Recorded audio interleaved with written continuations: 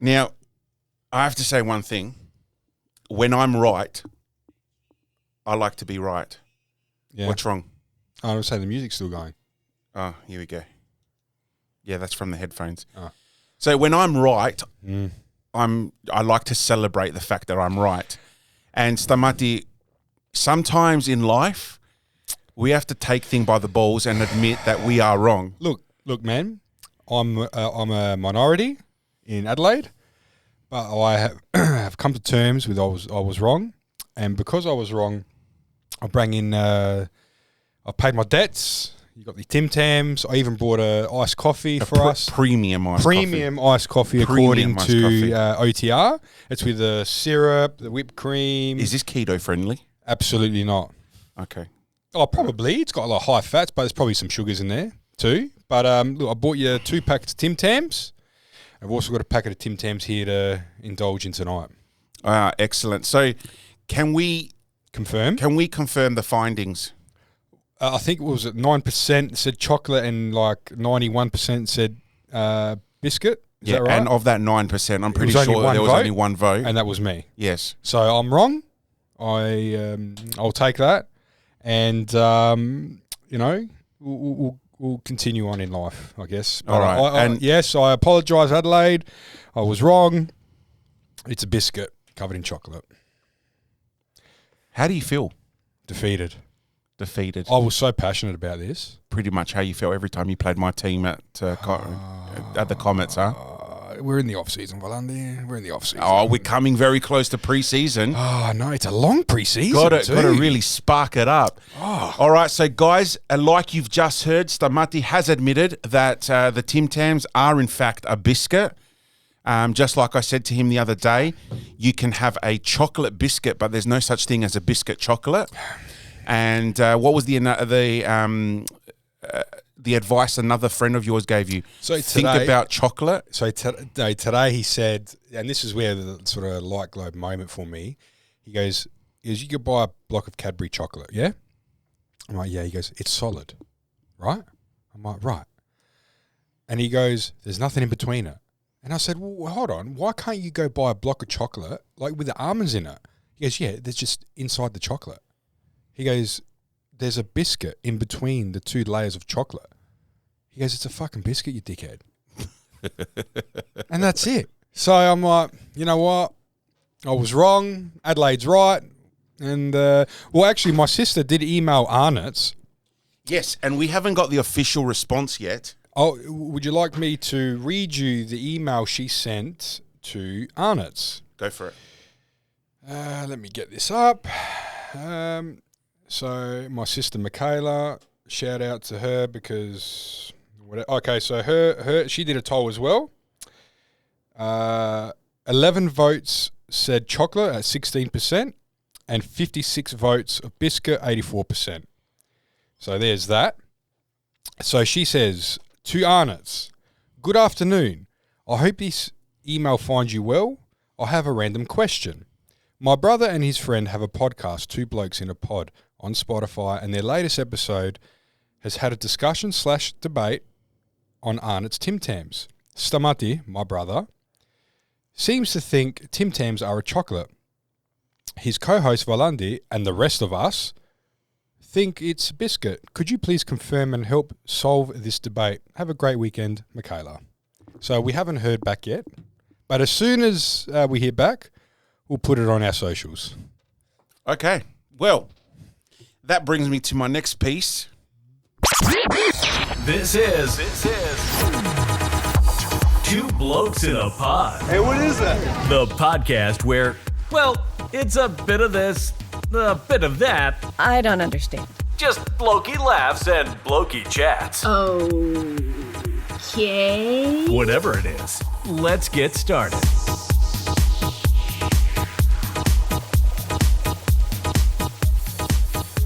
Oh, here we go. We have a special guest in the studio with us tonight.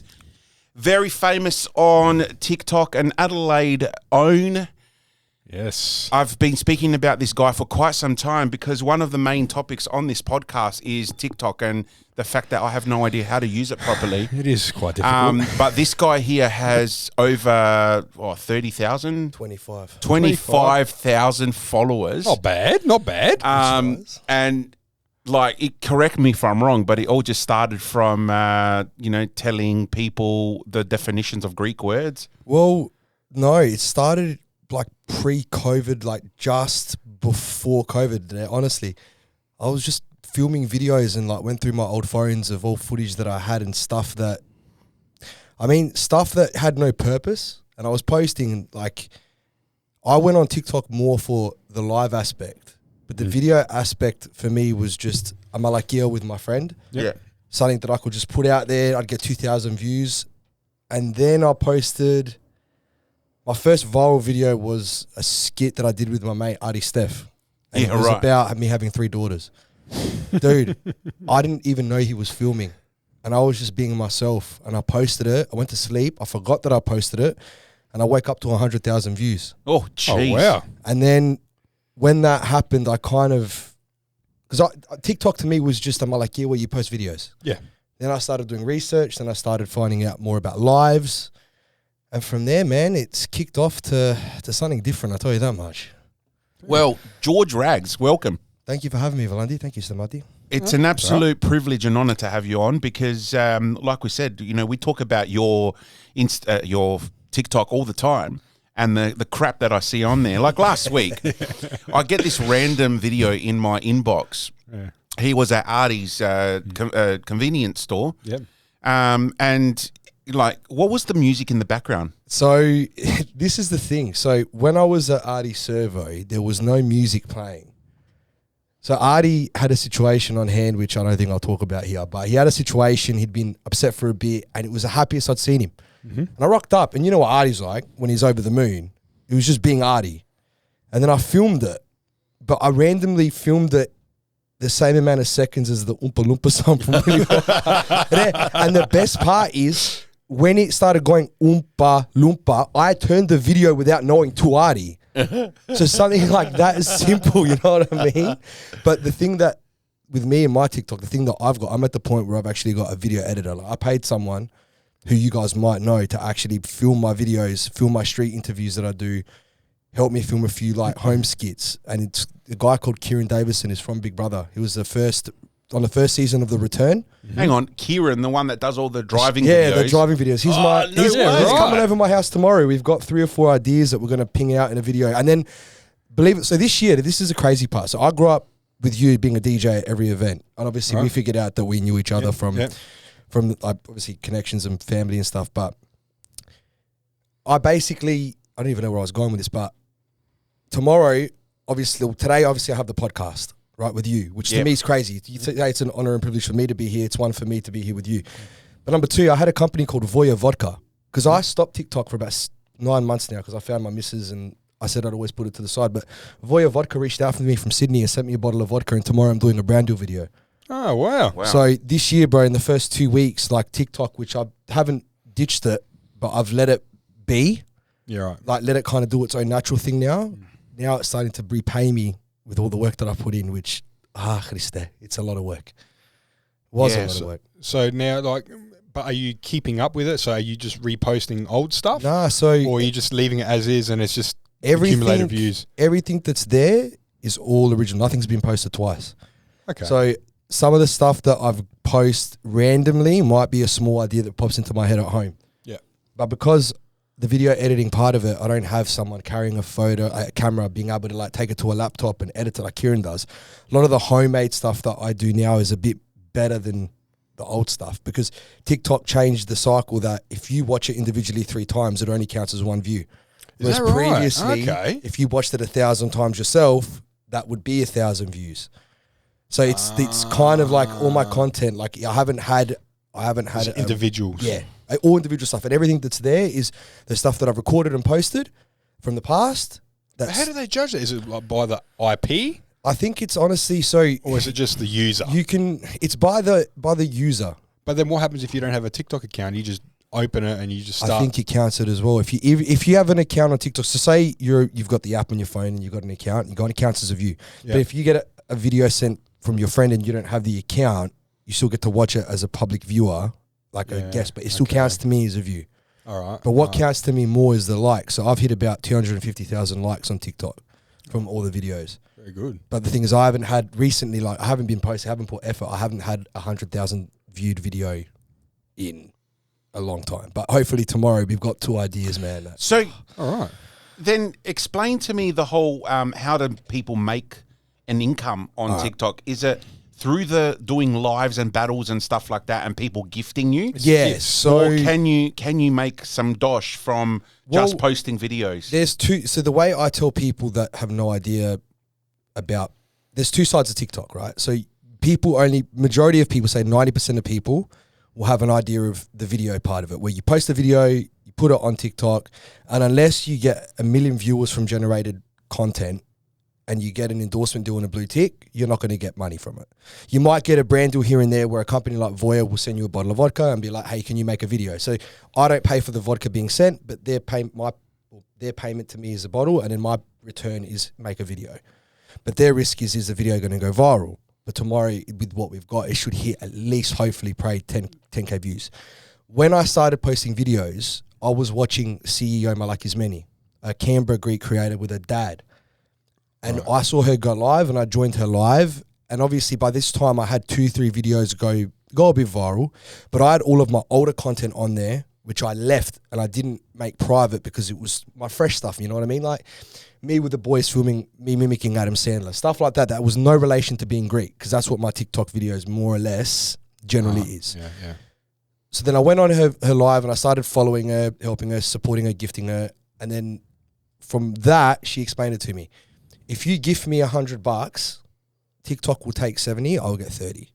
Is that right? Right? But it's American though. You'll get the American of that. So like 45-ish. So for me, where I made my money, and this is something that annoys me because TikTok didn't reach out and they know the stat.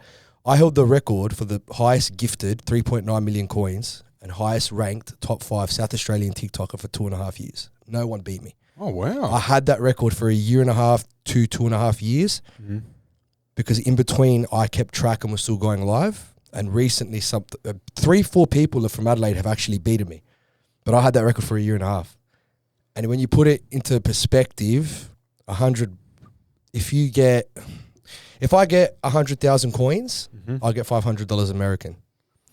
So I'll leave that for your own imagination because I don't want to get into the... And also, if the government of South Australia are listening, don't know what you're talking about. I've paid my tax. They don't care. But it's the Australian tax office. Yeah, I don't know what you're talking about. But it's a gift though. So I think I'm not an accountant, but if an accountant looked at it, well, if someone gifted that to you, that's not taxable, isn't it? No, they are pinning us. So I'm waiting for it. I made 3.9 million coins in 1 week there.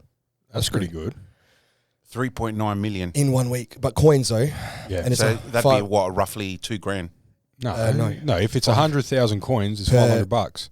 Oh, 100,000. Sorry, I thought you meant a million. No. So he's cashed up there. A million coins. $1 million coins is $5,000 American. Yeah, right. That's wow. pretty good. Yeah. That's good. Wow. So you're working towards getting that blue tick. Once you get that blue tick, it's easier. It's on live. It's easy because you know what it is. It's not easiest per se, but to go live, you have to have a personality. 100%. But the thing is, you have to be able to so like the biggest concern for me when I first started was what people think of me. And I guess that's something that we all have, you know what I mean? That inner thing. After the fact that half the people from my videos before and around already knew, and Adelaide's Greek community isn't exactly like the biggest thing in the world. Right. You're already known, you know what I mean? Like, you know what it's like for London too. Yeah. I had the perception of, okay, what's going to happen when I go live? But then after a couple of weeks of going live, I didn't care. Because that was the biggest thing that got me. I didn't have, at the time, a girlfriend to worry about. You know what I mean? So you could cop it, whatever you get. Whatever I did. And now trust me. Now you got a missus. You got to think about, okay, if I'm a dickhead there, my missus is going to cop it too. And even videos wise, you know what I mean? Like in April, around April, between July, we kind of met. But that whole perspective of having a girlfriend for me, like I always said, if I find a missus, I'm going to stop. But going live to me, man, you're going to cop it too. So the Sydney perspective of TikTok, the way that the live community works over there, it's all underground criminal activity. Like, you know what I mean? Like, it's people that they got money, but it's not money, you know what I mean? It's mavra, which to me, I'm lucky because I didn't have that. I had people genuinely, like, probably averaging 50 to 100 viewers per live of people that just like me. And I remember when I first started, I'd do dare battles with people. So for 5 minutes, if I lost, I'd have to break an egg on my head. I'd wake up my dad at 10 p.m. at night and go scream in his room, jump on his bed on live. Like, stuff. And you're laughing now, but that's the thing, though. Like, in the moment, He wants to kill you. he wants to kill me. He doesn't know what's going on. Yeah. And then one week he asked me, how much did you make? And I showed him, and he was like, Fucking wake me up whenever you want. borderline, it was a mutra of, if you do it, I'm going to skotosi you, but you'll get your views. Like, so dad kind of eventually got over the fact that probably, 28, 27-year-old son, in his mind, because you know what their perception is being a malaka. Go get a real job. Yeah. But then I'm making the money and dad's looking at it. And then when I got top 5 and I bought 3.9 million coins, I just kind of went, nah. And he was like, but it's not easy though. It's not easy. Like you said, you got to have a personality, and thick people, skin. 100%, and people see right fucking through you Oh, for acting. Bro, the worst part is, this is the worst part, and this is what I tell everyone that wants to go on it. People don't understand that on TikTok you're gonna put a persona on. Yeah. Like, people see me on TikTok in my videos and they think that that's me. Carefree malaka that'll say whatever he wants. All right, that part's me. But the rest of it, like, I'm going to go around Adelaide and be asking people, hey, do you know what muni means? Like, popo muni. I'm going to go teach a random master Ali on my normal day off where I'm not with the camera. Hey, this is how you say muni. You know what I mean? Like, that stuff there, that's where it kills it. Where, like, people have the perception that you are a malaka. Like, deep down I am, but I'm a tamed. You know what I mean? Like, it's that. You're grabbing like a section of yourself and amplifying it for the viewer and letting go. Yeah, and letting go. Like, it's given me thick skin, man. At the end of the day, like, with TikTok, it's taught me one life lesson: I don't give a rat's gall or what anyone thinks about me. Like, I'm me, and because like, I don't try to please everyone. That's the other thing on TikTok. That's the other part. I'm not getting views. I need to please people. If I don't get 5,000 views, like, I'm not doing it right. I'm going to give up. Bro, you post a video, you might get 10,000 views, you might get 1 million views. And not every single video you'll put is going to go viral. And then that's when you look at okay, so I posted 10 videos, only 3 of them went viral. Oh, fuck, the other 7 is they're shit. Oh, I'm fucking shit, whatever. But it's those three videos. Yeah. That's all you need to give a shit about. Literally. Obviously, TikTok and I guess social media in general plays a very big part of, your mind state and your mental health and all that. Like, a lot of people take it really, really seriously to the point where, they're glued to their social media because they've got such a bad addiction to it. It's like a drug to them. And the second someone posts something really negative towards them, mate, these guys are at the point where they might top themselves. Well, this is what happened to me. So I lost myself on TikTok.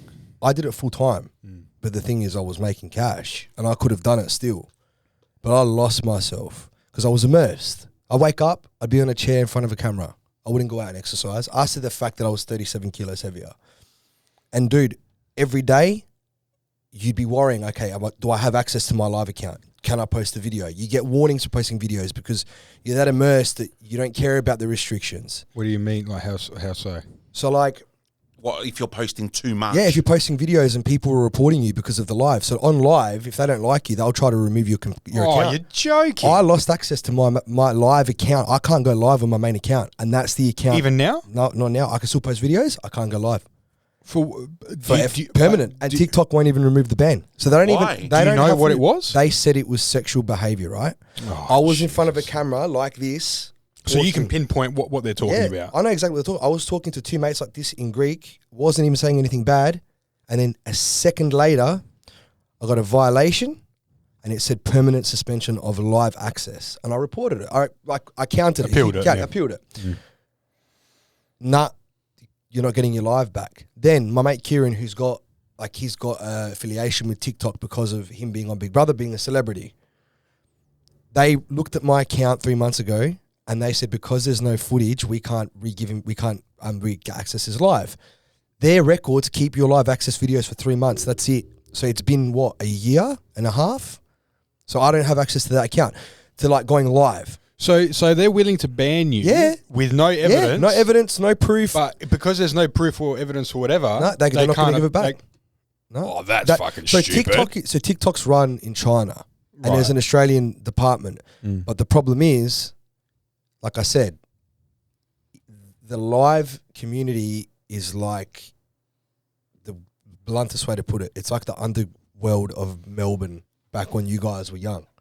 You know what I mean? It's a bunch of people that have, you know, it's just. But okay, if they can see that they're actually making quite a bit of money from someone like you, then Doesn't matter. How does that make sense that they don't allow you to be going live? Because for the 1 meter, there's probably 1,000 other people that will probably be making the same amount. I'm just a number in the system at the end of the day. So now you can't now make an income through TikTok. No, and to be honest with you, like I said, when I found a missus, I'd get off that. Plus, my life has gotten better since I lost my account because I've actually got my normal life back. I got my 9 to 5 back. Mm-hmm. I'm not immersed in my like years. Yeah, true. I've lost 37 kilos for starters as well. I've got healthy again. Mm-hmm. So like, I wouldn't go back to live even if I had it there, which to me like is a big deal. So now you're just doing it For fun. For fun. And probably, like I said to Kieran, so you've seen the street interviews. Mm-hmm. You've seen them, I like years. Oh, I love the one that you recently did. I don't know if it was recent, but I watched it recently. The Moles Balls? The Moles Balls. And you interviewed that guy from Melbourne who's like my mate shitting Tom. on Adelaide. That's my mate Tom. So that was a planned interview. That we literally like. That's my best mate from Melbourne. Right. And the poor people you were interviewing are like, what the fuck just happened? What's going on here? That was hilarious. Love that. Yeah, so it's the one where like he came up to me, he's like, you gotta go, they're gonna find you, isn't it? Yeah. Yeah. So really that's the thing. So this is what people always ask, like, how do you come up with the ideas? Me and Kieran did 1 week of filming like when I first started of this is what we're gonna do, this is how we're gonna do it. You know, those videos probably got 3,000, 4,000 views. Then I said to him 1 week, I'm like, let's just go to the city. Go on a Friday, give me the camera, right? And then we interviewed those kids, the Popo Muni one, the one that's got 400,000 views on my pin videos. Wow. That interview, Kieran, I'll imagine like 40-degree day, you're in a city, it's come, and 2 hours of interviewing people, you're getting to a point where you want to get home, you're in a city with Bidya, that should be at school. Every person that sees you with the camera is acknowledging who Kieran is. I'm the malaka with the microphone, so people are looking. And then by the end of the day, by the end of the day, right? A group of 7 kids come and pounce us for an interview.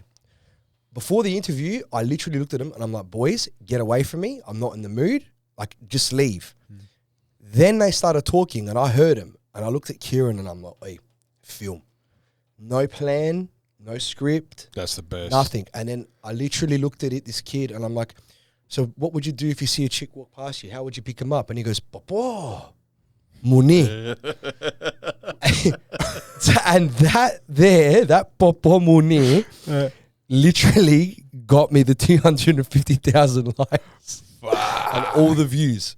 Yeah, well, it's probably 249,000 Greeks. Yeah. And then all from that, it all started. That's how all those interviews went off. So how long ago was that? Fuck, let me get my phone today. I'll let you know. I'll give you the exact moment. Yifta. Yeah, I'll teach you the Greek pickup line as well, friend. Greek ladies. Anyone really like hit him with a malaka. Papa. Muni. Papa Muni. Papa Muni. I'll show you. I'll give you the exact video. Are you ready for the exact video when these kids gave me the pickup line? Wait, it's one of these 2 videos. So with those 3 videos that are pinned, yeah, I think it's the what do we say in Greece when it plays? We say in Greece. What's one thing we say? Yasu. Ismanos do muni? What else? Ismanos do putza. What would you say if you saw a chick walking past 10 out of 10? Muni. You reckon that would work? What nationality are you there? Tongan and Greek. Tongan and Greek? Tongan and Greek. That was September of 2022, and then from there, all the other videos, all the street interviews. So when did you start doing all this? 2018 was my first video. Wow. And your first viral was was it 22? No, my first viral video was, if I scroll all the way down. See, and how scary is that? That, you know, like, I mean, I've really, I'm an amateur, very, very, very small amateur when it comes to TikTok because I've never really got into it. You know, I'm more of a Facebook and Instagram type person. But then he's been doing it since 2018. Yeah, my first viral video was in 2021. All right, and really, like, no one really knew about TikTok till it was like COVID times. Do you remember when they were promoting TikTok and it's like, oh, that was that chick dancing and all that sort of stuff? I'm like, what the fuck is this shit? That's what it's meant to be. It's meant to be a kids' social media app where you post videos of yourself. I remember dancing. when TikTok first came out, it was like every party I would DJ at, the kids would be in the corner with a phone just doing dance moves. Yeah, like that's how you got it. You got the backpack kid. He went viral on TikTok, obviously with TV, but that led to a dance, right? Then you've got the Fortnite dancers that came from TikTok. So Fortnite, the gritties. But you know what I mean? Like Fortnite, gaming platforms, like biggest ones in the world, Fortnite, huge. They got a dance from TikTok and put that as one of their emotes. Yeah. Like, you know what I mean? So TikTok, which was originally a kids platform for dancing, where you'd get music, official music, and you'd make a dance move to it, then led to people our age, people younger, and then it led to endorsements, it led to influence. And my 6-year-old son's all over that shit. Yeah. That Fortnite dance, the TikTok gritty dance. I'm like, what's this gritty? What is this? He goes, Dad, it's like, you know. Yeah, it's The one thing I hate is when I'm DJing at a party and kids come up to me, oh, can you play TikTok music? What the fuck is that, mate? Well, you got Savage Love, so Jason Derulo, right? Yeah. So we went and watched him at R&B Fridays.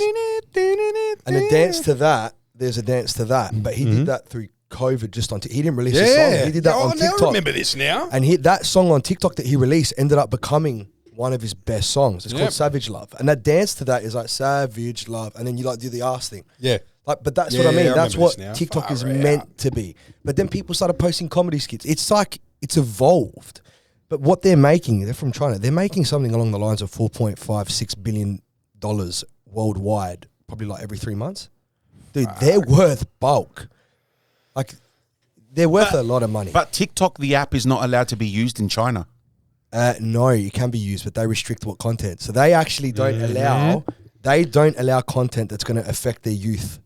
So what they do is they filter. I don't think there's any Facebook over there. No, they're in control. So basically what China has done is they filter certain content for certain countries. So in America, they give them all the malakiyas, right? In Australia, they give us a little bit of malakiyas, but they filter what they want people to see. So in China, they don't see people doing malakiyas. They don't see anything about American news stories, which, let's be real, hectic. They don't see anything about criminals or, you know, like the Spaniards of your world, like those type of people. They'll see educational. That's it.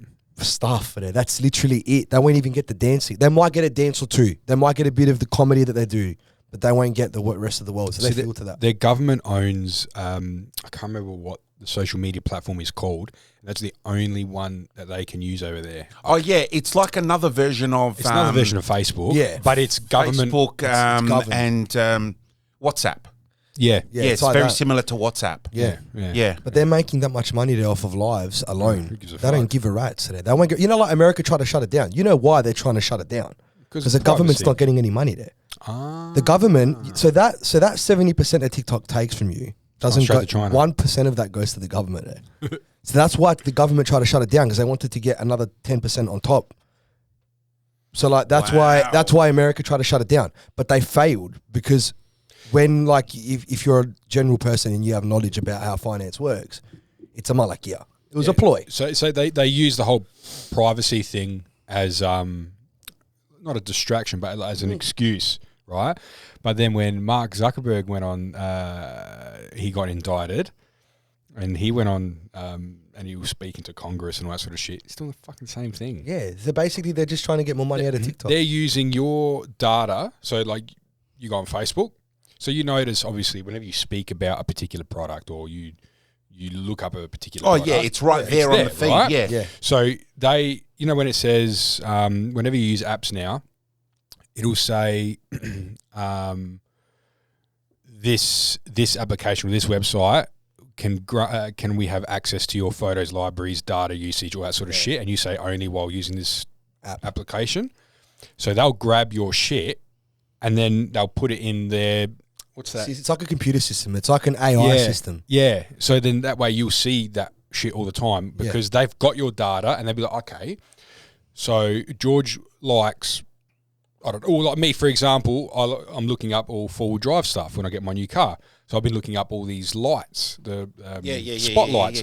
Every second fucking feed, on my feed, every second thing is these Nova lights. Nova lights. So, but what I'm saying, going back to what I was saying with TikTok, they were saying, oh, TikTok, the Chinese government's taking all your data. They're fucking doing the same thing. Yeah, Everyone is, man. So they just to make your experience better.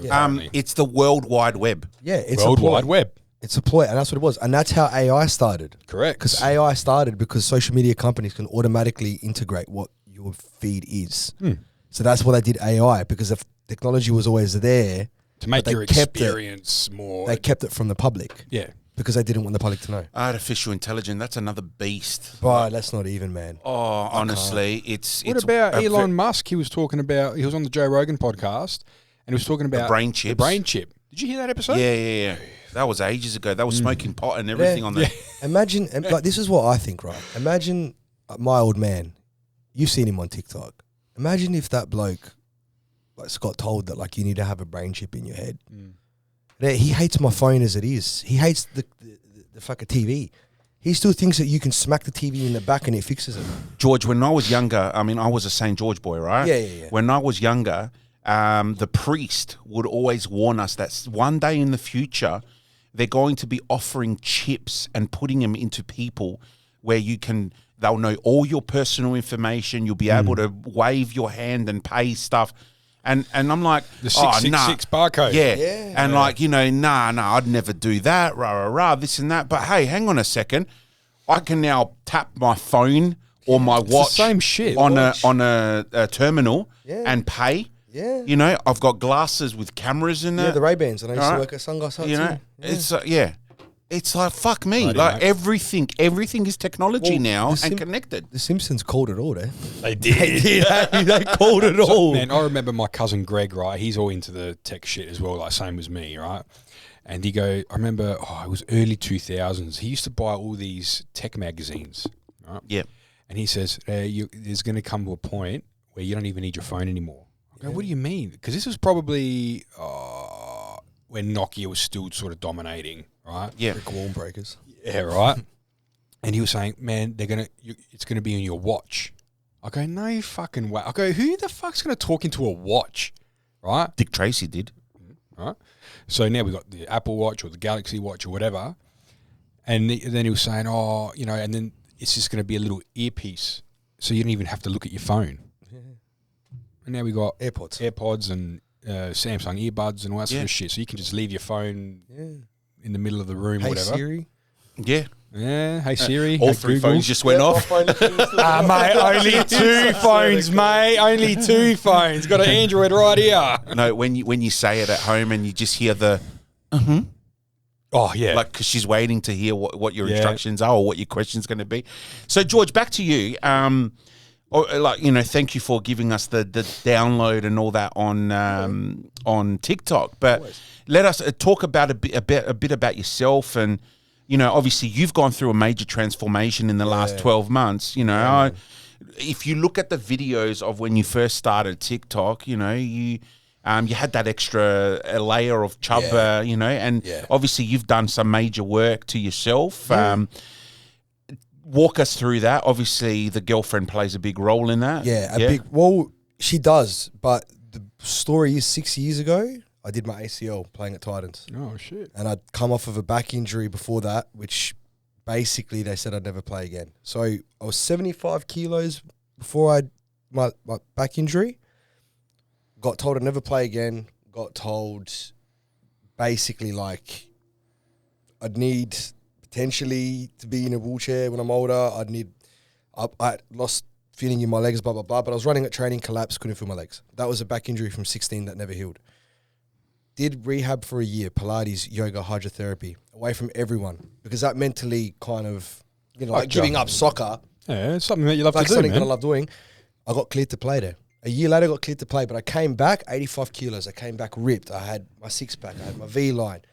Had never, ever done anything other than a fractured ankle. And after 2 weeks of a fractured ankle, I go back and play. Come back after 6 weeks. After ACL? No, after my back. Yeah. ACL, LCL, meniscus in one hit. Ooh. Right? That was in 2018.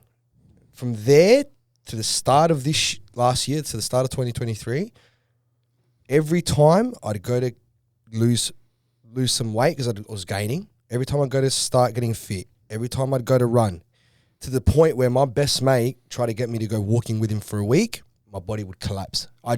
It wouldn't work. Start of this year, my blood pressure was sitting 10 points higher. My heart rate was sitting 10 points higher. Borderline was going to go to the hospital. My best mate comes past my house and he tried in the past, like I said, with the walking, he looked at me, he's like, you start getting fit now. Because I was, same thing as him there. I was fit. I could run. I could walk.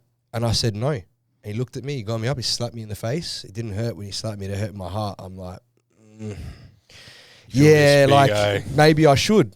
But he got me, I was 119 kilos. He got UFC Fit, a program, and we did that for 12 weeks and I lost 20 kilos there. Fuck. Bravo. And I went from, and the thing is that I had no problems. But also I came to the point where I was like, maybe this is my last chance. Because I knew that I was unwell there. My sugar, I reckon my sugar levels were playing up and down. Like I reckon if I went to the doctor, it would have been change your life now or, and I wasn't ready for that. Because I let myself go, I'd given up and then lost the 20 kilos. And then in the time that I found my Yaneka, when we got together, we started getting a bit more serious. She just looked at me because I was happy at 99 kilos. It was like, I'm under 100. She's like, George, all I want from you is just keep fit. I don't care if you lose weight. I don't care what you do, but just eat healthy and keep fit. Fast forward to 83.4 kilos. Look, it's the people around you as well. And like you got to get your mindset right. Yeah. Like we always discuss this, the mind's a powerful thing, you know, and if you're just trying to keep pushing that to the side, you got to be able to help yourself. You can be able to want to help yourself to be helped. Yeah. Well, it's yes, it's diet, yes, it's fitness, but the most important thing, man, mental. 100%. Because I went back those first 2 weeks. Every time it happened, my body would hurt. I would be too scared to hurt it again. I'd drop it. Yeah. But this time around, I had my best mate every single day that I was up your ass, mate. He literally told me, George, don't give up. You're getting through it. You'll get better. You'll get better. I didn't believe him. And you know what? That's look. I mean, I'm the same. That it's all mental with me, and every time I do start something, there's always going to be that setback, and I don't have that motivation to keep going because I'm afraid that I'll either hurt myself or I won't succeed. Well, and recently I went and saw someone about the psychological side of things, right? So now I've got myself a coach that's saying, okay, we're not going to diet, but what I'm going to do is I'm going to give you a list of things that you can eat. Yeah. But you don't have to measure it. You don't have to, restrict yourself from it. So pretty much it's very similar to like a keto way of eating, right? Where I eliminate my sugars and my carbs, but I'm allowed my meats, I'm allowed my cheeses, my dairies, so, no worries.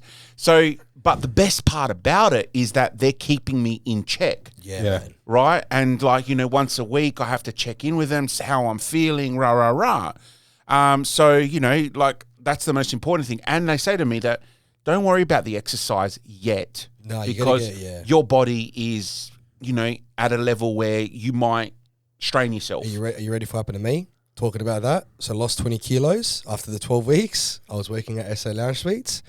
3 days after the 20 kilo mark, I picked up a 100 kilo rug. I blacked out. Somehow I got to the other point of the store, collapsed with a rug on me. Don't remember how it happened. My uncle, who I work for, come over laughing his head off, got on the floor on top of me and slapped my face to wake me up because my body... Well, you didn't have the body mass to pick up the... Yeah, no, I had it. But because of everything that happened, I was freaking out. I went to the doctor. He goes, your body's in shock from 12 weeks of running, 12 weeks of physical work. So my body caved because I went from, because in the 12 weeks, I was still eating McDonald's there. I didn't diet. So I've lost the 20 kilos of shit that was water weight, and then I've stopped it and then gone to work and the recovery. So I didn't have time to recover in between. So then it hit me like a shit house. And then I dieted. Then I changed my diet. Was it your iron levels were shit? Or your blood sugar level was a my bit body, low? My body had a shock. Like I put my body through doing nothing all day. So just to fucking have fun. I'm grind. talking like an hour of work a day plus a 10K walk in the morning plus a 10K run at night. Sometimes. Fucking hell, man. I went nuts. But the thing is, because when I was younger, I could do that and do another double of that. Like I could do that with my eyes closed.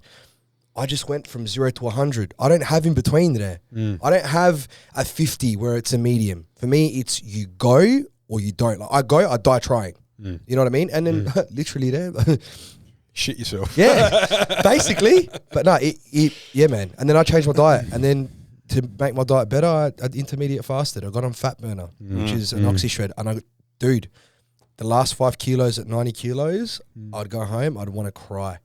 My body, to get the last 5 kilos off that I wanted, I'd go home, my body, I feel like I was disheveled. Like and then now it's perfect. Now I'm happy. Now I'm going to go back and play soccer tomorrow. The first time in 6 years there. Are you back at the Titans? Back at Titans. Oh, beautiful. I'm only down the road. Let us know when you, because I'm in Findon. Yeah. So me and my son, we go bike riding around and we'll watch. If there's a game, we'll stop and watch. 100%. But yeah, so everything this year, man. And to be honest with you, listen, it's my best mate who started it, but for me, it's the Yaneka, man. The Yaneka, like, she brings out the best of me. And that's something that I didn't think that because I went mentally loopy, but I found myself again. And I found myself with her next to me. Her as my missus, her as with my love, and me getting the same in return, I feel invincible. Perfect. So partner in crime, mate. Bonnie and Clyde. hard. It's good. It's good. She's a Very Ken to my good. she's a Barbie to my Ken there. God, there's not an analogy that I use much. So, like, you were saying that you were on a downward spiral and that sort of stuff. Sorry, to get back to that. So, for you, what you were saying, and we've said this on previous episodes, for you to get out of that, you needed to pick me up from the people around you. No, not even the people around me, man. What was that? How'd you get out of the rut? For me, it was probably self-confidence because I'd gone from being 75 kilos, being young, dumb, doing whatever I wanted, no consequences. I'd go play soccer. I'd go out and party. I'd come home and restart. I'd work with my mates. I'd catch up with my mates. I'd party. You should see this bloke hit the dance floor at Greek nights. Yeah. Look, still now that I still do it now, but I'm talking like it got to the point there. But the last 2 years of my life after my knee, that I'd drink on Thursday, I'd drink on Friday, I'd drink on Saturday, I'd drink on Sunday. You drink like to party, or you drink just to numb the pain? Okay, like you know what I mean. Like instead of dealing with the fact that I was overweight, instead of dealing with the fact that I couldn't go back and play soccer, I don't like talking about it, but I had a few harsh breakups. I lost myself. I wasn't me there. And I didn't know, at the time, I didn't know what it was. But the thing is, I didn't know that all I needed to do was just start getting fit and look after myself. Because all I've ever do was try to please people. Never have I ever, probably, like up until this year, legit ever put someone first. I never actually cared about someone to the point of like, yeah, this is right. But would you say that, I mean, us putting people, Greeks, Hellenists now, us putting people in before us is just part of nature. It's the way of life, It is. And I think we take it, and look, my wife goes off at me all the time because I often do this. I put people before me. Yeah, man. And she turned around and said, you need to start giving a fuck about yourself. Dude, and your family before anyone else. There's that saying there. If you can't love yourself, how can you love another person? How can you love anyone else? Dude, I went from being healthy, doing whatever I wanted, partying whatever I wanted, to not being able to do that. Then Then there came the psychological, I'm big, I'm fat, I'm not me, I can't run, I can't walk. I was a double XL. For me, when I was younger, I was a small, extra small on top. So then I got to deal with that. Then my insecurities kicked in. I didn't like my hair. Whatever reason, there for 8 years of my life, for 6 years since my ACL, I literally would never leave the house without a hat. I'm talking dinners, anywhere. As soon as I started losing weight, as soon as I started getting healthy, then my missus came along. When I was actually okay with me, finally, from January to that everything. point. Once you're okay with Yeah. yourself, Yeah, then it's everything, all easy. the doors, Yeah, all the doors everything, open. Is And it- you're right, because I look at myself, Yeah. right? I'm ashamed that I can't go to a Tarot Cash and buy clothes. But don't be ashamed though, because I there's have to always, go. I have to go to a Johnny Big. But that's that. See, that for me, what worked, and it might not work for you, but for me, it was I got to that point where I thought I was going to do the same thing there. But you have to be okay with knowing that it's okay to be where you are now, and you can't blame it. Like, you have to accept what's happened up until now, and that's the hardest But part. that's the thing, that I accept my past. I accept that I am who I am because of Yeah. the way that I did things in life, the path that I chose to Yeah. go down. Yeah. Am I happy where I am right now? No. Yeah, Right. And the reason why I'm not happy is not because of me, yeah. because of my children. Right. Am I a role model to my children with the way that I am? Yeah, but Valandi, like, you might not have that physical aspect there, but you're you. You're like the happiest, go-luckiest bloke. Personality wise, absolutely. Absolutely. I think I project that positivity out to the community. Definitely. But the way that I feel, the way that I, wake up in the morning, am I where I should be? But that's the thing that I figured out, that where I should be is always fixable. Do you know what I'm trying to say? You can always, there's always a stage, because something will work for you that won't work for Stamati. Something will work for Stamati that won't work for me.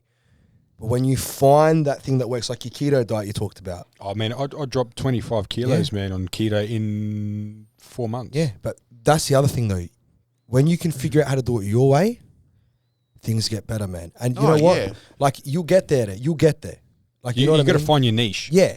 And dude, when you came into, it was a SA Lounge Suites and you had your kids with you, dude, I see you as like, I looked up to you as a kid. You were DJ Valandi. Like, you know what I mean? Yeah. It was that was the thing back in the day, but your personality hasn't changed. And obviously, God knows, I don't know what goes on behind closed doors with either of you. You guys probably don't know the same thing about me. But when you get, like somebody said, you get that niche, you find what works, you see one bit of Keep result. going, mate. When you get that one result there, trust me, you're going to crave it. Oh, absolutely. Because I've said now to people that I've met, like, if I respect someone that is able to lose 20 kilos after gaining it, because the effort that it took me, and I had to do it myself. I didn't have like a personal trainer to be like, George, wake up. Like, I had to wake up. Like, I had, even when it was hurting, I didn't have, because after the 12 weeks, I did it myself. So I didn't have someone to be like, okay, now you have to go. Like, I made myself go. So Was this all after your injury? yeah, like, no, yeah. So you got injured and then you went got into injured. shit. So a year of rehab on my knee, I had 3 setbacks. I thought I had blood clots. So you were, prior to your injury, you were fit. fucking killer, I'll show 75 kgs, Yeah. and then you had your injury, had my injury, put on the weight, with my and back. then you Went back to play at 85 kilos at my peak. Best. I'm talking muscle, everything. Yeah, yeah. Then I did my ACL. yeah, Then ciao. and I then lost everything. and then that's when you went. Yeah. And I'll show you the photo before I did my ACL there. This is the photo before I did my ACL. Peak.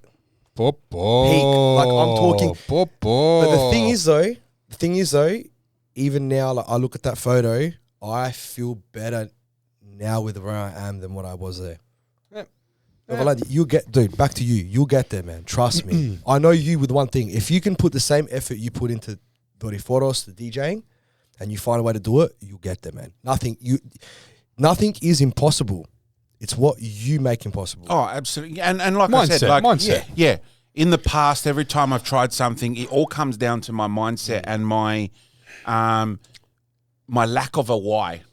Like, why am I doing this?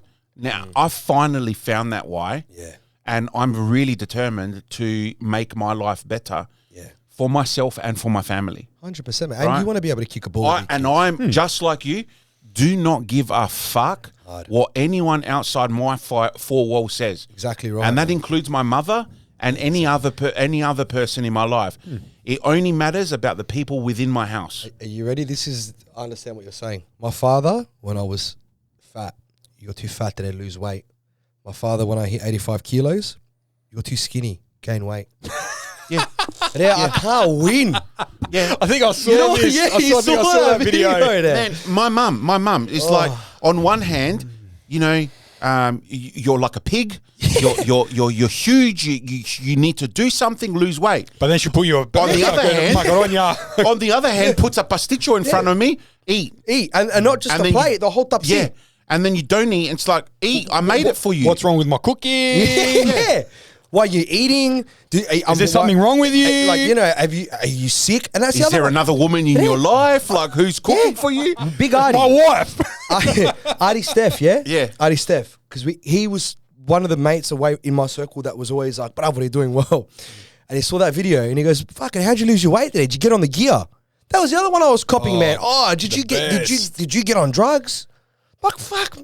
Yeah, it's the meth diet. But you know what I mean? Like, hey, Do you remember when he used to have the Croydon store? Oh, dude. Right, and I worked up the road, and now Odie's got it. Yeah. So I went in one day, and did you ever meet his mate, who's the Thai boxing guy?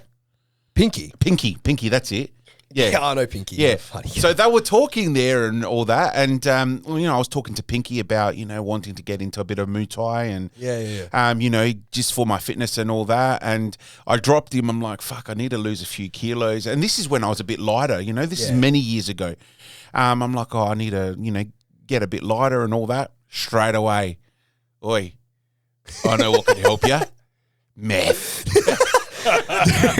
Dude. Artie, you don't understand, right? Like, that bloke, there is not a dull moment around him. Oh, never. Never. Like, we had my mate, George Sideropoulos' 21st. I said a speech at his 21st. Dude, there was feta on the table, and he turns to me and goes, I'm looking at him and like, when he laughs as well? Yeah. He could, you could be a bystander not knowing what Artie's talking about. He starts laughing, you're gone. You won't know what he's laughing about, but you'll be on the floor laughing. Contagious laugh. No. It's yeah. Oh, he's hilarious. But so I guess our podcast is we're very focused on men's mental health and the lack of support for men's mental health. And your story here tonight has given us a bit of an idea on what people do go through when there is a body change or when they're getting involved with stuff like TikTok and social medias and stuff like that. It's a very big issue out there that people do heavily fall in that trap. And like they have to present or represent themselves as someone that they're not. Literally, man. And that's the other thing. And in that same thing, I started blaming myself because I wasn't presenting myself like I was representing my family, but I was a disgrace. Yeah. I was representing the Greek community, or everyone knew me because I was big. Like I was partying every week, and dude, it's Adelaide. You can't step foot on the street without someone knowing you. Exactly. So that, Exactly. My wife hates going shopping with me because every 5 meters I'm getting stopped by someone. Yeah. And what you were saying before, you got to have that thick skin and resilience. Yeah. Because if you don't, people jealous sometimes. You might have that small bit of success. And fucking say Valandi will fucking hate that. And he will fucking write all this bullshit on your page. Yeah. And then get you fucking reported, and you can't make a living on it. And then you get the people that want you to succeed, but not more than them. Yeah, that's another thing. Like here's a perfect example. So Michael Budd or Andrew Kiriakou, Andrew? If I saw him, I probably Excel would. Property? Probably if I saw him. Right. So when he first started his, going out on his own as a real estate agent, he did these tremendously funny videos.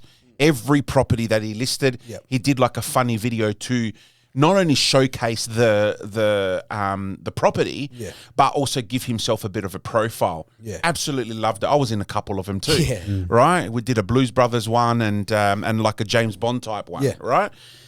And then there came a time where he said to me, I've received some negative feedback.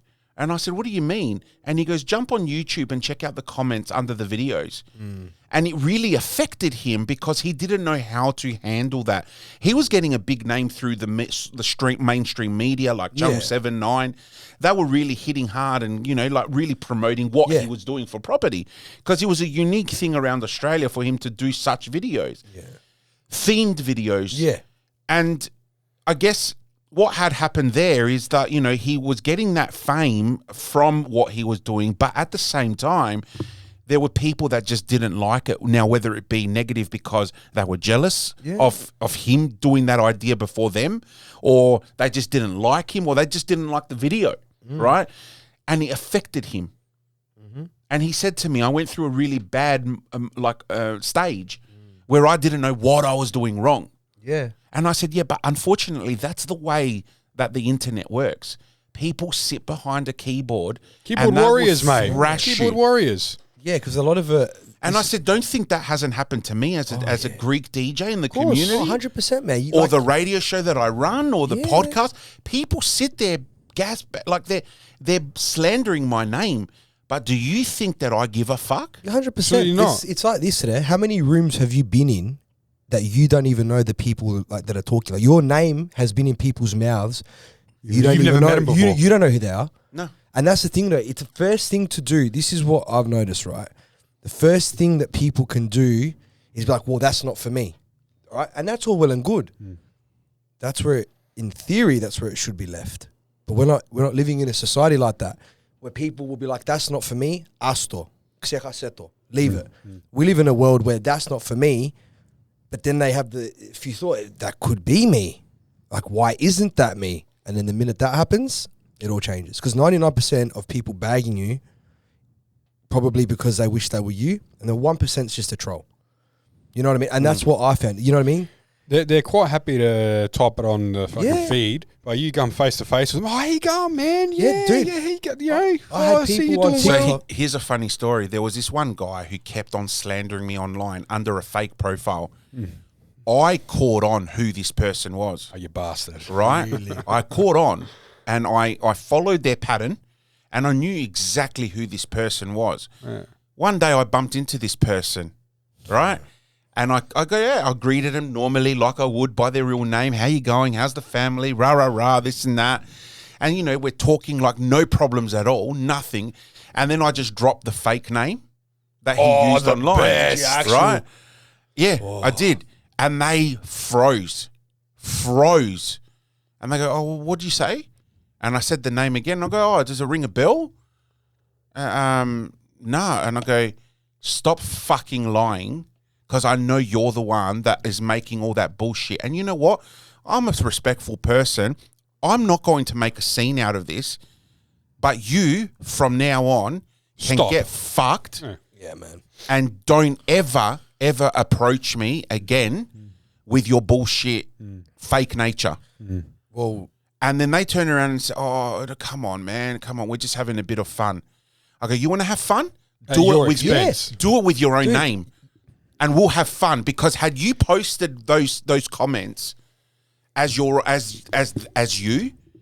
I probably would have seen it going, he's just been a malaka or, like he's taking the piss. Like, taking the piss. We all got to put out. And then I could have talked to you and go, hey, come on, man. Like a bit harsh or whatever. But what you've done is you've made a fake identity to cover up the fact that you don't like something I'm doing or you're jealous of what I'm doing. I'd rather you just be straight out and honest to me. Yeah, man. Haven't spoken to him since. Seen him around. But, it's like never made the effort to come and apologise or anything like that. And I'm not going to make the effort to go out of the way. Man. You know what, man? If someone doesn't add positivity to your life, then who gives a fuck if you're in it or not? Yeah, man. Dude. Honestly, I've said that to my wife. I've said it to mates. I go, why are you trying to have that person around just for convenience? I go, mate, if they're not adding positivity to your life, or if you can't be fucked with a confrontation, but if they're not adding anything positive, what's the point? Well, that was my biggest problem. It was when I was younger, is because I was wired a certain way. Because you're probably thinking like, my mate's mates with his mates and Yeah. all that sort of shit, and it's a big butt Yeah. out, like, you know. And- so you don't want to be the one fucking all that up. And that's the thing as well. For me, back when I was younger, you remember what I was like when I was younger. My thing would be confrontation. I loved it. I'd go up and be like, okay, say what you're saying behind my back to my face. Oh, the And best. then I got into the cycle of hating everyone. Yeah.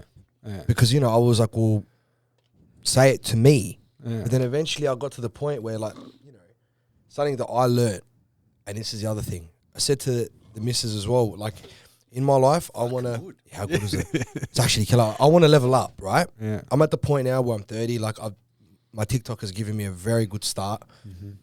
I want to level up. I don't care about the people around me other than you. If people want to level up with us in their own way, killer, have them around. Leave you behind, If mate. If you people don't. don't want to level up and people want us to drop our level, why? You They know, just want to bring you down with them, man. and I've had best mates that I've had best mates that I stopped associating with, because how many times can you go through the same stuff up until it's just like, hey there. Yeah, no. And you're so right in that, because, you know, it's like ever since being married, ever since being having kids, I've noticed people that just aren't in my life anymore. Yeah. Bro, And I'm not the one that pushed them away. No. It's a natural occurrence where you start focusing on what's in front of you. Yep. And those that don't come on that journey with you get pushed away. And then it's the same thing. It's when the people that you have in your circle, it's when they have success, celebrate their success. Yeah. Because when you have success, what do you want to do? You want to celebrate it with them. You know what I mean? And that's the thing though. Like, if you're going to have people that are going to celebrate with you and you're going to celebrate with them, that's who you have in your life. You need to have someone, a friend in your life, or a couple, or at least 5 people, at most 5 people, that will also tell you, dude, You're a malaka. you're a malaka.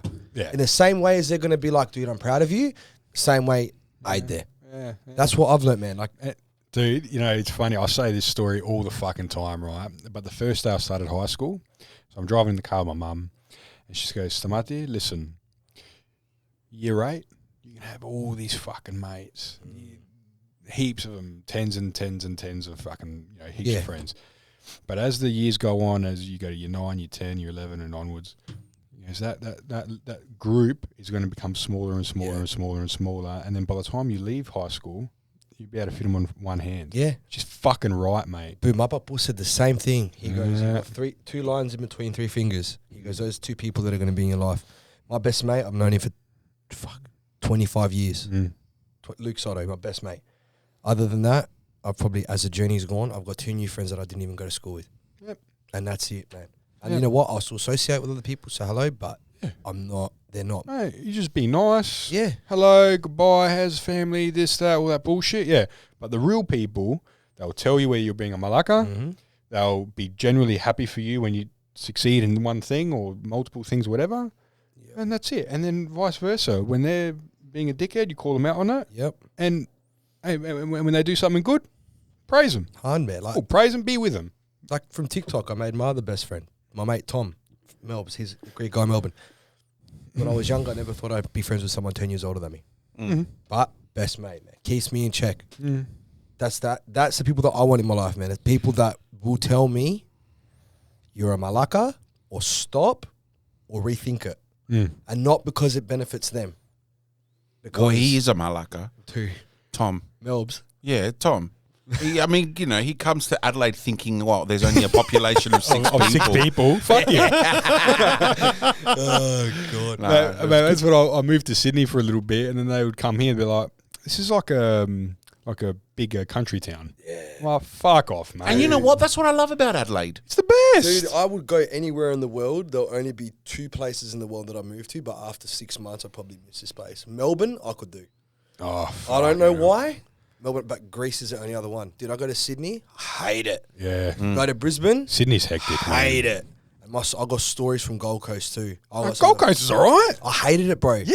Dude. Every time I go there, we're moving there. We're looking at properties there. Yeah, but it's killer. Look, it's killer if you want to go for a holiday, if you got a wife and you're set, but then, dude, what are you going to do? Like, the things that, like, I don't know, I can't. Then Boro, man. All it's got is Surfers Paradise. And that's it. Fuck Surfers Paradise. Their Broad Beach is where it's at. Oh, I don't know. I just can't do it. I can't think do it's an age Brisbane. thing. Can't do Gold Coast. Can't do Sydney. Melbourne I can do.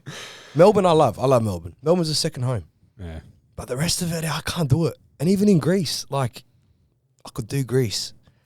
But In the summertime. yeah, but even in winter I probably. But I don't know. Like Adelaide's home there. It's home. I've never been to Greece in the summertime. Have you not been to Greece in Are summer? you serious? No, Balandi. no. You out of You're all joking. people. I've been just after summer. Yeah. Just after summer, I went to Greece in August, September. Oh, that's all right. Yeah, that's not bad. But the first time I went to Greece was winter. I went for Christmas, New Year's. Was it good? Because I want to do that in Fucking Greece. loved it. Yeah. I went to Crete. Crete, out of all places. Are you from Crete? No, I'm not. But I got selected from. There was 20 students that got sent from around Australia to Greece to not study, but do like a school tour. Flinders Uni, yeah? Nah, this was when I was back at St. George in year 10. Yeah, 16 years old, and I'm off in Greece for Christmas and New Year's. How come you went? So they selected 5 kids per state Yeah. to go over to Greece. For The Greek government invited 20 students from Australia did to they pay go for over. it? Yeah, everything was paid for. Fuck, the Greeks paid for something. Yeah. Jesus. I know, hey. We That's why just had to pay for our passports. Oh, well, back then it was like $5. $5. Yeah. Yeah. And so I got sent over as one of the 5 from South Australia. Bravo. And I loved it. It was a 3-week tour. And then the last week I got to spend a bit of time with my auntie over there in the village. Look, let's, It was a great old time. let's be honest, with a name like Christopherlandis Angelopoulos, Yeah, you would get picked. you're going to get picked. Well, I was the top student in Greek at school as well, you were. you know. Of course you were. Man, I couldn't speak English till I was like 10 years old, 11. Oh, shit. Yeah, no, I could not speak any word of English. My parents took me to Carolta Park kindergarten. Were you born here or there? I was born here. Far out. I was a firstborn, but like obviously my parents straight off the boat couldn't speak any English. All my cousins were the same. Like, you know, they could speak English. They were here a lot longer than me, and I was the youngest by far. But I went to Carolta Park because the main teacher at the kindergarten was a Greek family friend. Right? No fucking hope. Greek You had no economics. hope. No hope, none. Then my parents sent me to St. George because okay. it was That's a even Greek better. college. Oh, fucking hell. That's Right. even better. So they put me in ESL, English as a second language. Mate, I reckon, I was year 4 or 5 before I could string a sentence together in English. Oh, shit. Yeah. Well, we went to Greece with my family when I was 3 years old. We're 96, I reckon, 97. I came back after 3 months. I couldn't speak English for 12 weeks. My mum had to be in kindy with me, like to reply, because I could understand it, but I couldn't speak it. Fucking And then when I went back in Greece by myself in 2015, because my Greek, if I'm comfortable with you, it's plausible. Yeah. The minute I start overthinking it, Oh, yeah. Then I went to Greece in 2015. After a week, I was saying words I had no idea I knew. Like I knew what they were, but I didn't know I could say them in a sentence. You know what I mean? And then I came back, and for the first week, dude, I was driving on the right side of the road. Like, I'm not even joking. And then I turned right on the right lane, and then I'm looking, and I'm like, something's not right. Then I got pulled over, and the cops pulled me over. And what the fuck are you doing, man? he goes like, bro, what are you doing? I'm like, hello there. And I'm like, oh, sorry. And then I kept on speaking Greek. Like, I just couldn't, I don't know what it was. It was like, dude, my head was a leather. Yeah. And I got away with it because he thought I was a fob. I'll take it. Yeah. Well, But hey. It's crazy. Absolutely crazy. But, well, there you go. okay. That was a great chat. Yeah. So I appreciate it, man. Like, Thanks for coming on, man. That was good. This is a good start for my year, man. Like, this has been crazy. And dude, Beautiful. Blondie, I've always, like I've said to you, I've probably said it at some Oh, point in look, the we've known podcast. each other for a very long time. And, you know, it was a few weeks ago I said, all right, I need to really start spicing this podcast up. And then I thought, hang on a second. Like, you know, George, you know, TikTok, we talk about TikTok a lot. Every time and I see I know from what I've seen and heard of people that do TikToking, the stress it takes on their mind and all that, perfect for our podcast. And then obviously, you know, watching you over the last year with your transformation, I'm like, you know what? This has to happen. So I reached out and thank you. I really appreciate your time. Awesome. But we're not done yet. We've still got a little bit to Yeah. go. So if you don't mind, I'll stay if you want. stay on and let's just have a more chat. Yeah. we'll get into blokes bits. What do you reckon? fucking Yeah. hell, let's do it. This is Blokes Bit. blokes bits. We haven't done this one so far this year. Yeah, no. First episode back last week, which was, like we said, just a bit of an intro thing. Yep. And a showdown on Tim Tams. We've got that out of the way now. We're not going to talk about it again. But one thing I want to talk about, and this is a very hot topic right now, and George, drop in any of your comments here, be our third commentator. This whole fucking Australia Day debate, right? I know, but I have a mate. I have mates actually who are contacting me going, our local shopping centre is Woolworths, our supermarket is Woolworths. I saw it on the news. Someone lit it on fire. We refuse to. Which one? I don't know which one it was, but Here in Adelaide. It was just before I left here. I was just watching the news, and one of them got set. The front of it got set on fire by arsonists. Well, Australia Day my protest. mates are going, I'm no longer going to shop at Woolworths because they are very anti-Australian. And what is an Australian though? This country is built on migration. 100%. This country is built on the fact that we're probably the most multicultural country in the world. Mm-hmm. So our ancestors, at least everyone here, our ancestors go back to Greece. Mm-hmm. We didn't come here and cause the issues. We got invited to help. Now, our culture, we copped it a millennia ago. I feel bad, obviously, for the indigenous people, 100%. But then I think of it as, yes, I was born here. Yes, I'm an Australian by birth, but I'm Greek. Why does it bother me? And it shouldn't. It shouldn't. I mean, you're right.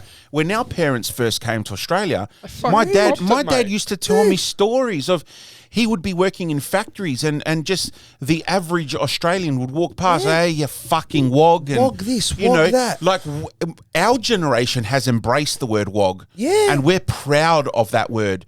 But my father, your father, your father, grandfather. I copped it at school. I got bullied for being a wog. Yeah. Yeah, I got bullied at school in primary school for being That's a what wog. I'm saying.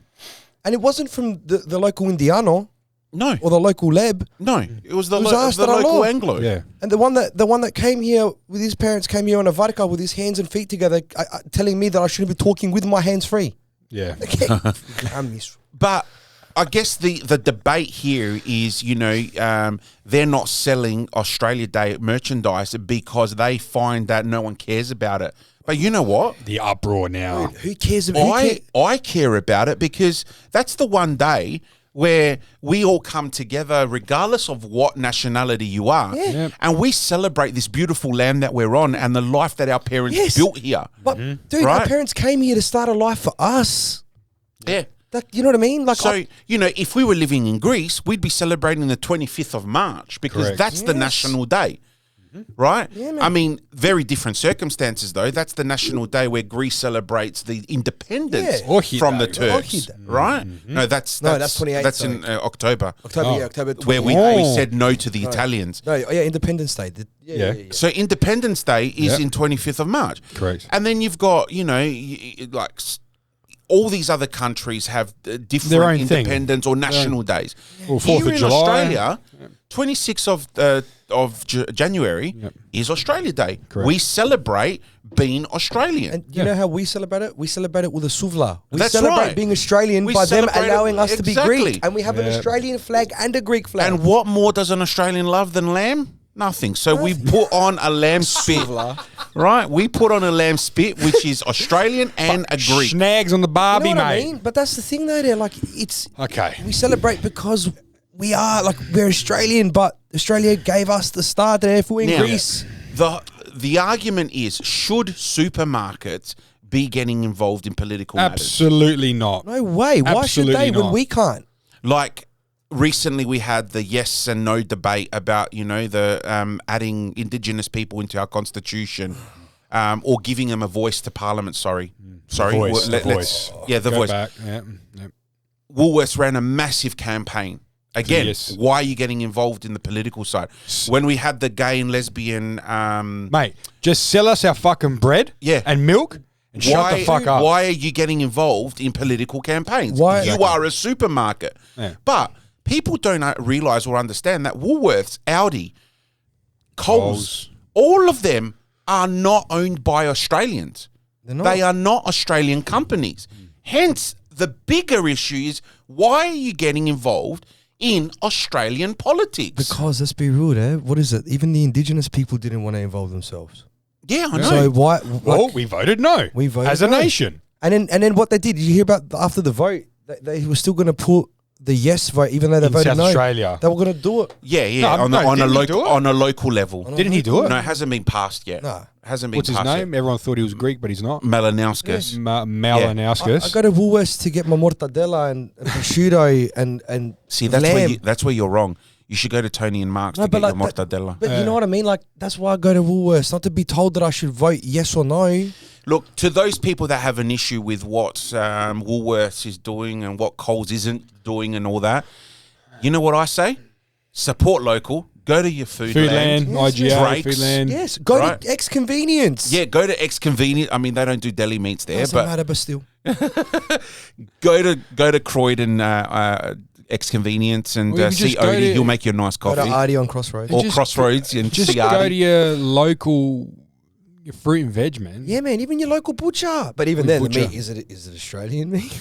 Yeah, look, Corinthians. I mean, I go to Corinthians, and Yeah. you've got two options there. Meat you got or meat? local meat, or you got Guinness meat. Yeah. All right, and the Guinness meat, you don't know if it's a dog or a cat, but you know, it's, Yeah. Yeah. but he still sells it, Yeah, still, of course Yes. you would. and you're still supporting local. Good on you, Harry. Nah, look, with the whole Australia, there's always that, what's that march they do now? The March. Where have I been there? What, the gay and lesbian Oh, wait, Mardi didn't, Gras? no, no, Kid didn't effort. they change the date from the 27th to the 26th? Or have I lost the plot? No, 26 is the original date, and they're saying we should change it to the 27th or another date altogether. yeah. So look, And I get it. Back in 1788 or whatever it was, on the 26th of January was when the first fleet arrived to Australia. Yeah. And they're calling that Invasion Day. the invasion march. Sorry, yeah, that's, Yeah. that's what I'm talking about. Yeah. Yeah. So look, I get it. Like, when in high school we did Australian studies and learnt about what happened to the Aboriginals and the Aborigines, and it's sad, right? It's sad. They got taken from their parents and all that, but it wasn't us. No. We Like didn't- now, like you were saying before, like your dad, my grandfather fucking copped it for being a wog. Now, do we hold that now to? No, you know what you know what our parents did when they were abused? I used to fucking rip out a fucking knife and go to try and stab No. him. Okay, No, even better. That wasn't your dad. Even better. Do you know what our parents did? What?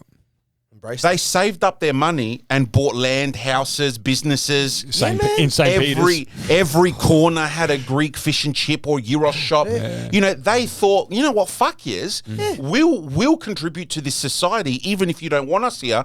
And now They love it. the Greek and the Italians. The Italy took the east, the Greeks took the west. West. That's Correct. Now, look, just don't hold. And the Anglo stayed up at Elizabeth. and that's and in Davern Christie's Park. Beach. Here you go, mate. There you go, mate.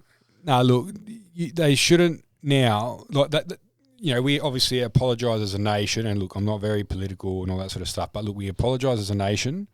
They get their like special grants and all that sort of stuff, right, through Centrelink and all that.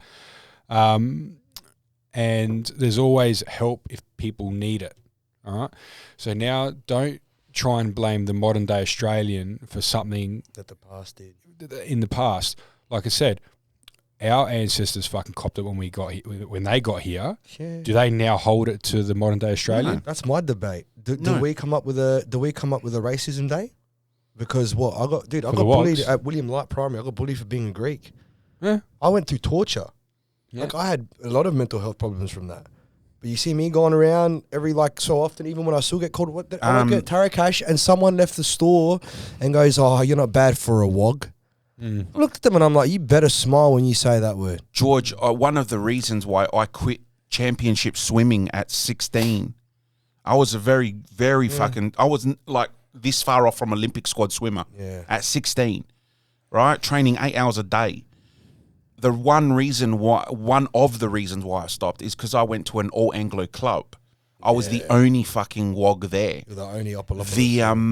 The amount of abuse that I copped from the imagine. coach, Coach as well. from the coach, and from other kids that I was better than, got me. And I cold turkey quit. I said to my dad, "Your swimming can get fucked." And I never spoke or swore to my dad, never. But that was one of the major reasons why I set myself back in life, because of that. Dude, that's the thing. That's what I don't get. It's like, listen, I understand, like you said, being political, like we're not politicians. No. We're not. We're just normal people. Voicing our own opinion. But do I feel sorry for, obviously, the Indigenous and Aboriginal people? 110%. Of course you do. But am I Absolutely. Am I responsible? Again, regardless of where you go in the world, every single country has had an external influence that has called that land home. Exactly. The native Indians to the Americans now, the white Americans. Yeah, same thing. There you go. The Aboriginal people in Canada. Yeah. Right. Yeah, man. Eskimos up north. You've got the in Italy that they were invaded by the Etruscans or whatever they were. We copped it from the Turks. Yeah, the Turks. Greeks should be blonde and blue-eyed. But, the Turks came and raped all our women, and, that's where the dark... My dad looks like Habib from Tel Aviv, like from bloody Beirut. Anyway, all right. That's enough political talk for today. I think but so. You know what? If you want to go shop at Woolworths, go shop at Woolworths. You can find your Australian flags at your local Drake's or Coles supermarket. Now, a big shout out to a little kid who loves our podcast. Dimitri. My son Dimitri. Valandi's saying hello, and we're gonna be giving a big shout out to you because you wanted something mentioned tonight. Yeah, look, he got last week. He got really badly sunburned on his back, and he was walking around like this for like a week because even just his t-shirt on his back, rubbing on his back was killing him. And you know what I said to him? I go, next time he tells you to get out of the blow up pool in the back, get out. Now you're suffering. And like now he's just peeling all his back. Oh, poor bloke. Feel sorry for him. Did you drop a tub of Greek yogurt on his back? No, I've been spraying bloody the aloe vera spray and the burn spray and all that sort of stuff. And that shit don't work. Don't do what my yard did and put oil on him. Oh, cook him there. Oh, so maybe I should call him. Have we done a live call on the podcast before? Well, actually, hang on. Oh no, I was going to say we can do it through the system, but we don't have headphones on. That's all right. You could do it on loudspeaker. Yeah, I'll call on loudspeaker. There you go. Is he going to be awake now? Of course, he's on school holidays, man. Oh my God. He'll be up till My kids go to bed at 8 o'clock on school holidays. Yeah. Oh, so while he gets the call, So now another thing we talk about here, we talk about every now and then we talk about sports and all that. Yep. You follow Premier League and soccer. And you follow. You're an Arsenal man, aren't you? No, so I'm a LA United boy because West LA is non-existent. Yeah. Probably will be going. We'll have a soft spot for South Melbourne. Yeah. I'm an Olympiacos boy because I love Greek soccer. But for me, man, I'll probably jump from team to team, but I just love good soccer, man. And not soccer, football. Yeah. I love good football. Like for me at the moment, I'm an Ange Postecoglou man. Okay. All right. right, let's get into this conversation. When have we been ever proud to be Greek and Australian? Oh, Not often. I totally get what. Is he sleeping? No, I'm going to call now. Oh, okay. So, yeah. Just give me a sec. No worries. Very hot topic here. Correct. Yeah. Like I've been proud to be Greek and I've been proud to be Australian, but many, many rare cases I've been proud to be both. And Who do you support? At the moment, I'm supporting Tottenham because of Ange Postecoglou. Oh, jeez. But George me, has just said he's a football fan. I'm a fan. I love so the you're a game. football So he's a fan. football fan. He loves the game. I love attacking football. Ange For Ball. me, Ange Ball. And you know what? Like I said, I've been proud to be Greek, been proud to be Australian, but not many times I've been proud to be both.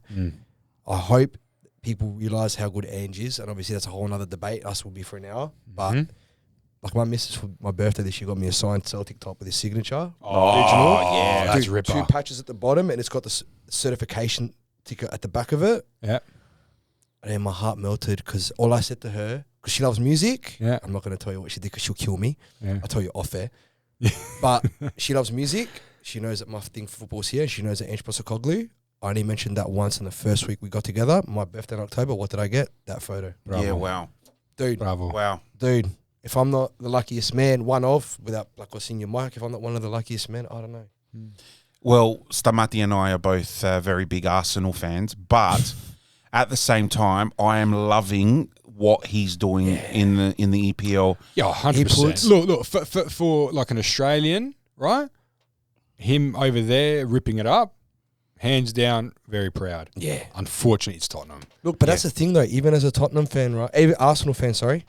Yeah. Do you not have a soft spot? Even though Ange? you hate Absolutely. them, even though you hate them, you want to see them do well. At this time, yes. Yeah. We look, and I'll say, I watch Tottenham games week in, week out, but I can't support them when they're playing Arsenal. Absolutely So- not. I watched him, and I had this debate with my family. I watched him when Celtic every week, and I told all my friends, I told my cousins, I said, watch him go to the Premier League, and everyone was like, he's going to fail at Celtic. 2 years, treble, boom. boom, boom. He goes to Tottenham.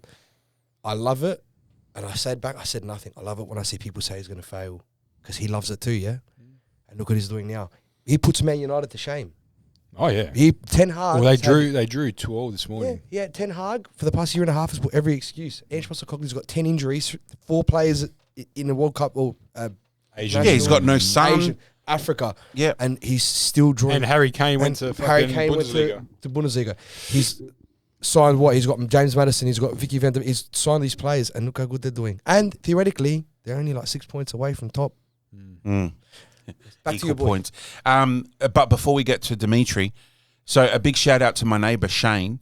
who G'day, had- Shane. Hey, He's Shane, just started listening to our podcast, and he said, "Tell your co-host that I'm going to come on the podcast later in the year when Liverpool end up on top of Listen, Arsenal." there's one thing I hate in this world too. Liverpool supporters. Man United supporters, Yeah. but they haven't won anything, and they're never going to win anything again. But fucking Liverpool supporters, I can't. When They come out of the woodwork. when they don't won the Champions League, after the fact that I had 10 missed calls when they won the Premier League, I had to put my phone on on airport mode for 2 weeks. I had 50 missed calls. See, I had to go for Liverpool when they won the Champions League because it was either Liverpool or Tottenham. Yeah, well, if they had Man, I'm like, come on, Mo Salah. first time you've ever said that, haven't you? Yeah. All right, let's go. Let's call him, Let's call the youngster. How old is he? 6. That's so cute.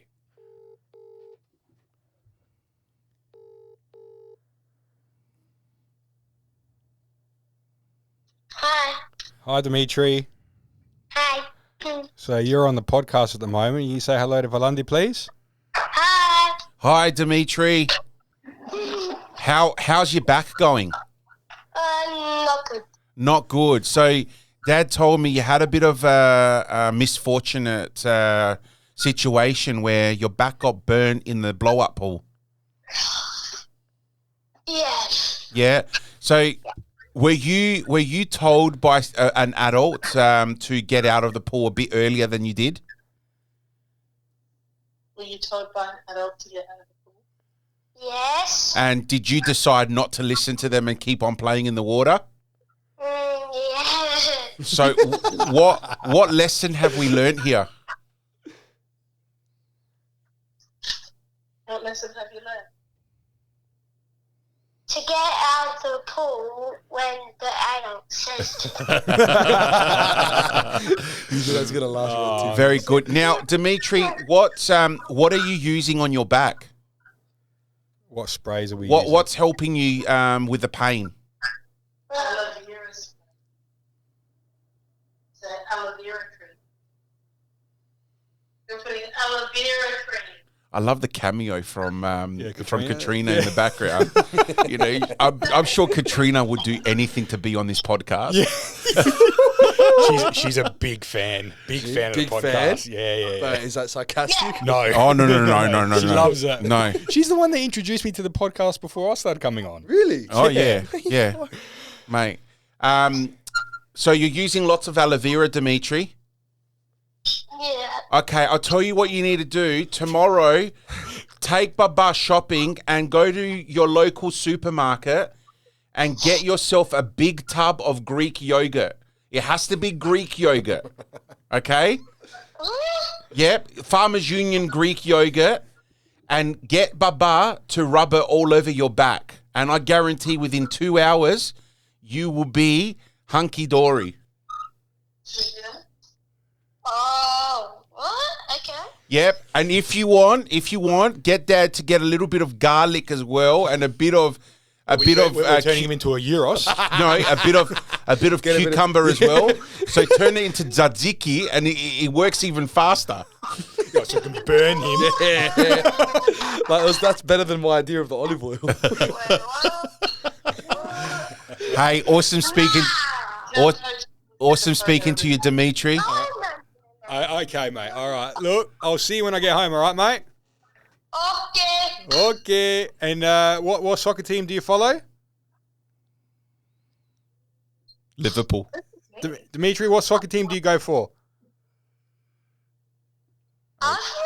Good boy. Okay, he had to. That was a question. Like a question. That was a question. I love this kid. my God. You're not influencing his choices at all. I don't buy him a Guernsey every year. No, I don't make him watch Arsenal every single game. And you're a close supporter, aren't you, Dimitri? Oh, you guys close support.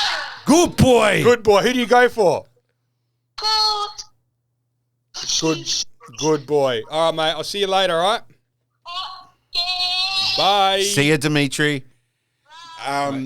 It's funny when I'm at home and I said to my lad, my oldest one, I go, so when Nuno comes over or anyone else, because everyone I'm surrounded by are fucking Liverpool fans. Right? Mine or man, I love him to bits, but And I said to my son, every time someone comes over and asks you what your favourite soccer team is, your football team, what do you say?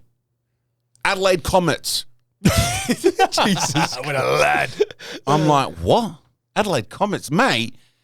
I'm talking about proper soccer, Yeah. And he's looking at me going, oh, is that not proper soccer? I mean, no, as in English. English, yeah. Who does Dad follow? Oh, Arsenal. I'm like, yeah, there you go. There you go. Thank you, James. Oh, God. Funny stuff. That was awesome.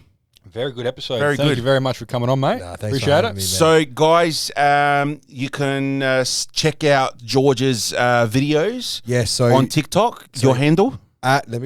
because I've changed it 4 times, but let's get it up. It's literally George Ragz with a Z, one word. So George Ragz.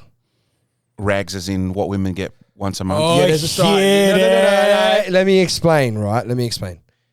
I've got 2 options of this story. It could be that my last name's Ragius, and to shorten Ragius, because they always called me Ragius because of soccer, it went to Rags.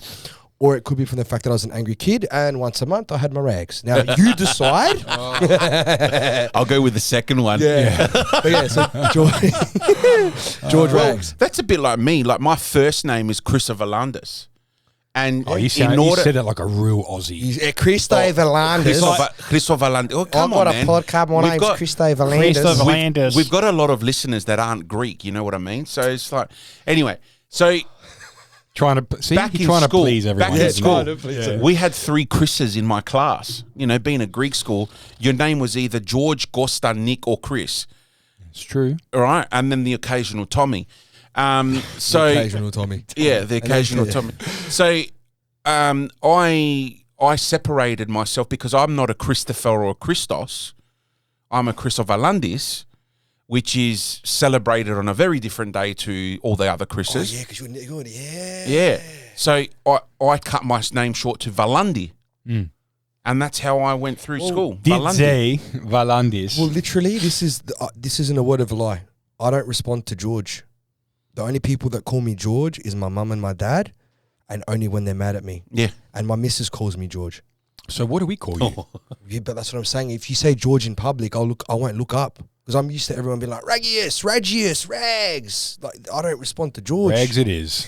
Rags it is. But yeah, I don't respond to George there. You say George, I'll look around and I'll kind of look around and be like, it's not me. Yeah, he sits there twirling the cocky no mandili. I go to the Mandili, I go to the Yaneka stash. I'm joking. I don't do that. Listen, I don't do that. Oh, you just I slipped. I've got a copper. See you later. Oh, shit. Oh, guys, that's another episode of Two Blokes in the Pod with Stamati and Valandi. Thank you very much to Ragz for being with us tonight.